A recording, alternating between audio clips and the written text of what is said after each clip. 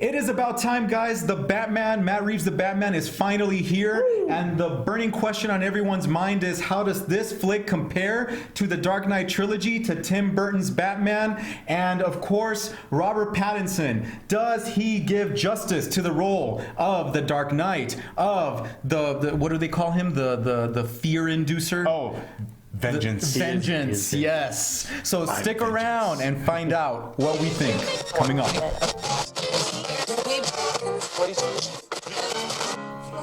The real screeners are back, Lenny and Beto, and this time we have a special guest, Troy Segner, who is the owner of Zia Comics here in Las Cruces, and where we're filming actually. Yeah, we're here at Zia Comics, great place, and he is also the operator of El Paso Comic Con. And don't forget to buy your tickets to El Paso Comic Con coming April the 22nd through the 24th. Yes. Right, El Paso Convention Center.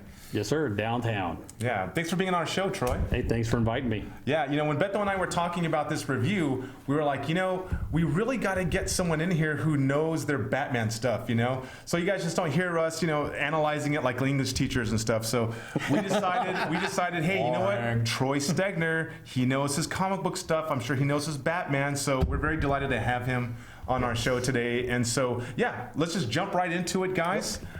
So with the Batman, what you have here is, I want to say Robert Pattinson, but Bruce Wayne has been Batman for about 2 years now. He's still a novice, veteran, right? Yeah, but he's still a greenhorn. He's still learning his way around the ropes, trying to control himself, all that kind of stuff. And of course, now the villain enters the picture here. It's the Riddler, played by Paul Dano, or Dano. Plays it very well, I might add. And along the way, he runs into Catwoman. He's zoekravitz, Catwoman. Yeah, he's trying to find out basically what does the Riddler want and where can we find him. Of course, if you've seen any Batman movies, you've seen the Riddler, and of course, it's a maze. And can Bruce Wayne, this young Batman, really figure it out? Yeah, and he's portrayed as a serial killer this time around, and leaves riddles directly addressed to the Batman. So of course, it's up to Batman and Commissioner Gordon. They team up, and they're detectives, and they're trying to figure out how they can find this guy. So yeah. So what do you think of this movie? It's different, right? Yeah, it's well, it's year two. It's kind of based on the Batman year one, but the year two, like you said, you get to see him getting his feet wet. I like it. It was a lot more showing his detective and reasoning side rather than just kicking everybody's butt. He actually uses his brain. Yeah, it's a crime drama. It is really, like he says, it's a crime drama. He's solving the Riddler's riddle.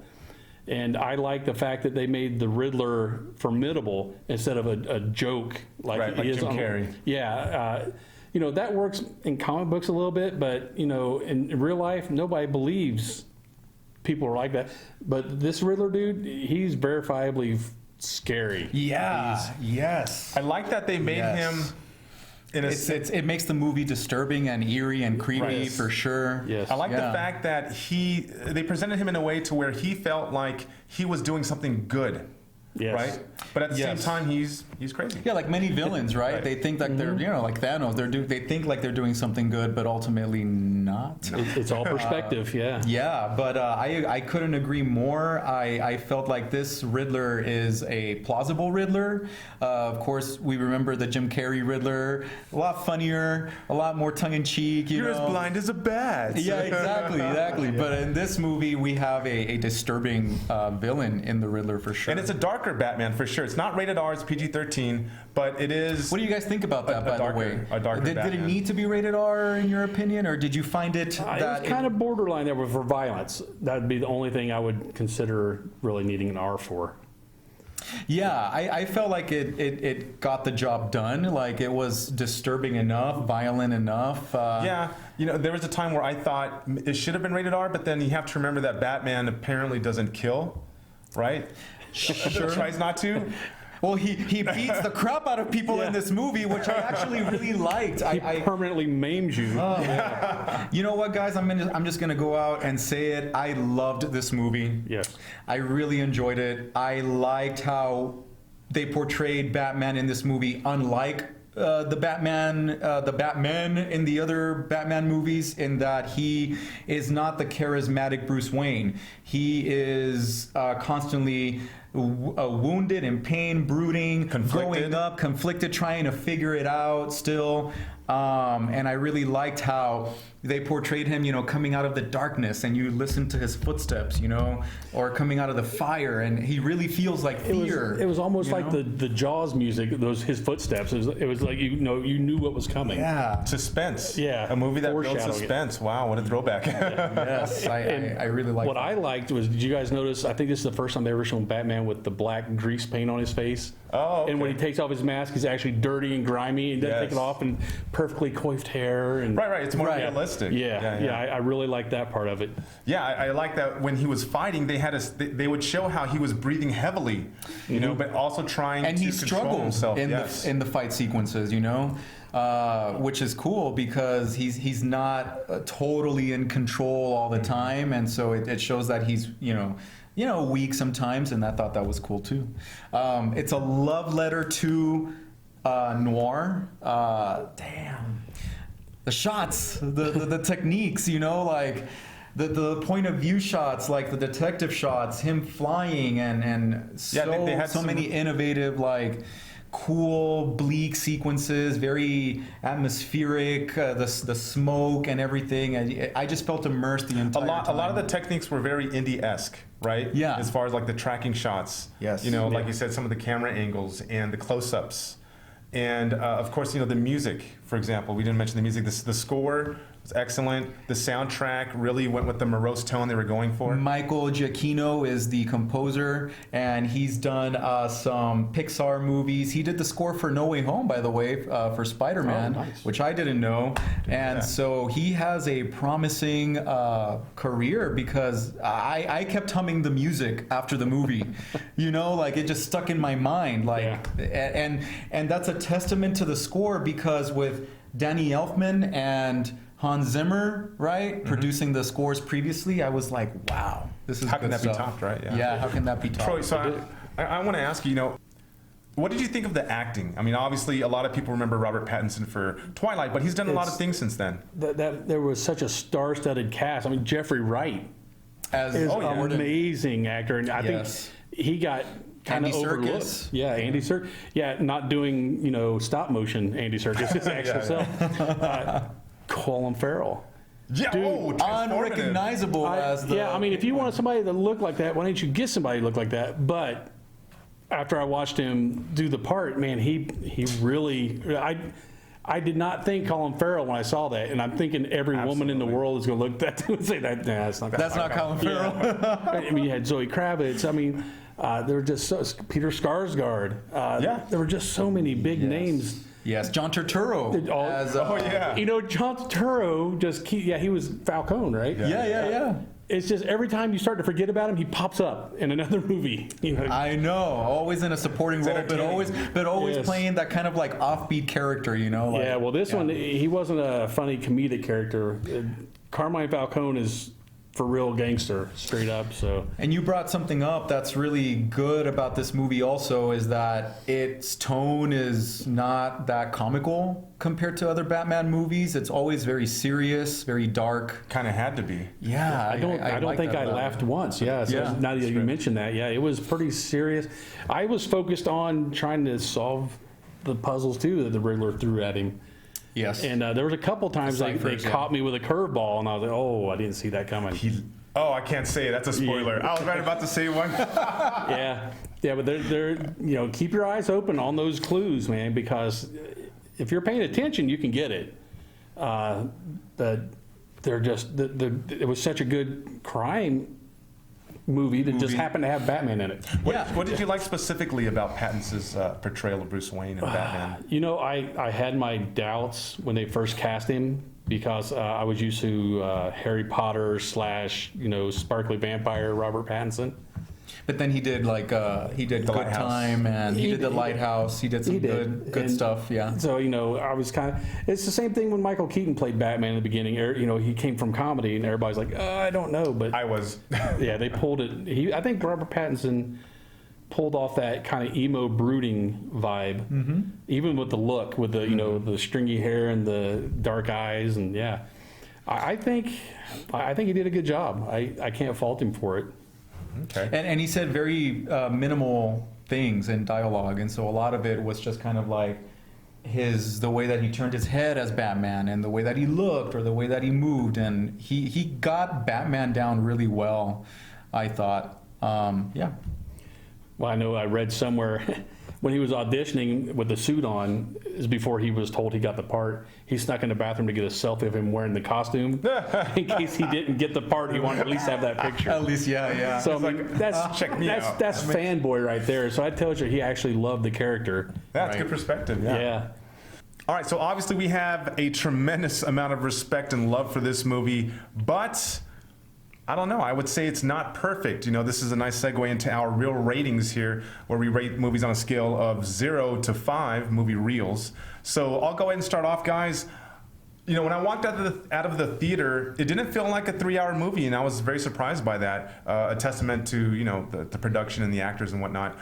Although it was really good and I respected everything for it, I kind of felt like, man, I wanted more Bruce Wayne. I wanted a little bit more exploration of that character, because most of this movie is Batman, and I'm sure that's what they're going for. They're not apologetic for it, I'm sure. But still, for me, 4.5 solid reels out of 5. How about you, Beto?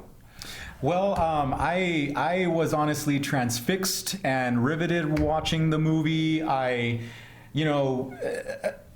People have asked me, like, well, did you like it more than The Dark Knight? Did you like it more than Batman Begins? And it's hard for me to say that I liked it more. I think it's unique. I think it's different. I think it's a great detective Batman movie. It reminded me a lot of like David Fincher stuff, like Zodiac. I kept thinking a lot of Zodiac and Seven came to mind a lot. A very adult thriller. Yeah, and so I really loved the movie. The only thing that bothered me about it was the way that it ended, because I feel like a lot of superhero movies tend to end in this particular way. I can't say any more about that, but come on, they got to get you coming back. They got to make that money. You know what I mean? Exactly. Like, so many movies end in this way where they introduce something. You know? The next villain. The next, the next big bad. Exactly. And so for that reason, and for wishing for a more like original ending, I guess I'll go with 4.5 reels as well. I thought you would give it a 5. You thought it was outstanding. I thought it was great. I thought it was great. But to get a 5 is a timeless classic. You got to be Spider-Man No Way Home. I get it. I totally get it. Did I give that movie 5? No, I'm just kidding. That's what I gave it. That's what I gave it. I don't know. I can't remember. But it is excellent. All right. I highly recommend it. And saving our best for last here, Troy. You know, here's the reasons why I'm going to rate it high. You had 2 of the more unused villains, and they used them to great extent. They made them, you know, Penguin and Riddler were verified, and even Falcone were verifiably scary characters, man. You never knew which one was going to be the big bad, you know. Right. And yes. I love that. I love the fact that they had so many of the other ancillary characters pulled into it. You know, even with Maroni, you know, they mentioned him, the whole thing with him and Falcone and Maroni. Right. All these things, and of course, you know, it's Hollywood, so they're going to set it up for the next movie. And I like they didn't fall back on Batman's tried and true villains that they always bring in. Right. I like when they bring these unsung guys in, like with Guardians of the Galaxy. Nobody knew who those guys were before the movie. So now maybe, maybe Riddler. I'm wondering how many people we're going to see cosplaying as Riddler now. It's a very simple costume, and everybody loves tape around your face. Yeah. Well, that's just an army winter mask with the field jacket and some glasses. How hard is that? Right. So for that, I'm going to give it 5 because I might be maybe I'm jaded because lately there haven't been a lot of really, really good movies besides Spider-Man No Way Home. So I don't know if it's just I haven't had a good movie in that long. I actually rated above Nolan's Batman's. Very, very close, but I rated just slightly above. Wow, even the no, you know what? Yeah. I understand. And I also like they did not have to rehash the Batman origin story. Yes, I don't need to see his parents get shot again in that alley. Right. over. It was very seamlessly integrated into they alluded the story. to it, but they didn't keep showing it over and over. Yep. I like that because it's like it's almost like it's year 2, but it's showing you his origins. Can we quickly talk about how we all got goosebumps during the Batmobile sequence? Oh, yes, I did. You know you did. That car chase sequence with When he first turns it on, you're like, oh, that's a jet engine. that was great. It's like a monster from the depths. That was great. They got a lot of flack in the beginning when the photos of that first popped up because everybody's like, oh, that's not a Batmobile. I was like, dude, this is like year 1. He's just starting out. Yeah. He doesn't have Lucius Fox there to build it for him. Right, yet. even his armor reflects that. It's kind of like the kind of stuff that you would, go to a store and just kind of put some stuff on and look tough. And we're not spoiling anything because a big sequence, a big part of that is in the trailers. So, yes. All right. Well, that's our real ratings, guys. Obviously, we love the movie. We think you'll love it. Obviously, if you go watch it at a theater, make sure you hit up the Alamo Draft House. No matter where you live, guys, it's a great place. Good food, good fun, good service. Good all-around experience. And if you guys happen to be in Las Cruces, New Mexico, make sure you check out Zia Comics. We took our tour here. It's the first time I've ever been here, and I was mesmerized. I could have been here for an hour. So yes, it's a thanks for having us over here. comic book lovers land here. You got a little bit of for everybody. Nerdvana. Yes, Nerdvana. And also, don't forget, you have a YouTube channel as well, right? Can you go ahead and talk to them about that? YouTube/Zia Comics. We do a lot of nerdy type stuff on there, interviews, unboxings, and what have you. So check that out. Check please. that out, absolutely. Subscribe. Yes. Don't forget to leave a comment down below. Let us know what you think about The Batman, how it compares to the other Batman films. We'd love to know your opinion. And also look us up on social media. We're on Facebook and TikTok, Real Screeners, and Instagram, Real.Screeners. And as we always ask, guys, if you like our content, please subscribe to the channel. Hit that like button so that the YouTube algorithm gods will get this and our content, our other videos out in front of everyone else's eyes. So thank you so much for tuning in. Also hit that like button so that you know every time we upload a video. The last thing I'm going to plug, because we've got to plug our store, you can find original movie mashup merch on realscreeners.com, such as this awesome The Dark Matrix shirt, if you guys can see it right there. So definitely check that out, guys. And of course, look us up again on YouTube for our next Real Take on Movies.